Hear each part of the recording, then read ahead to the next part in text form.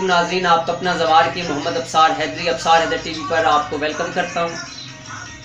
आज वीडियो बनाने का मकसद अपने बहुत ही प्यारे मोहतरम उल मकाम जनाब गुलफाम अली हुसैनी साहब को मुबारकबाद देना है।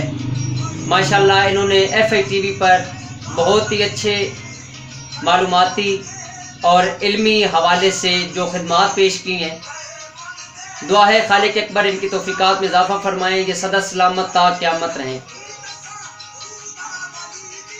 इनकी रूहानी और जिस्मानी खिदमात के हवाले से मैंने सोशल मीडिया पर मुख्तलिफ़ कुतब के अंदर और मुख्तलिफ़ रिसालों के अंदर इनकी तहरीरों को देखा, पढ़ा और सुना। मुझे बहुत अच्छी लगी।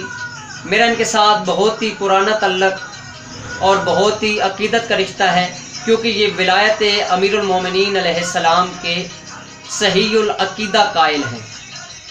दुआ है खालिक अकबर इनकी तौफीकात में इजाफ़ा फरमाएँ, ये सदा सलामत ता क़यामत रहे। बहुत शुक्रिया।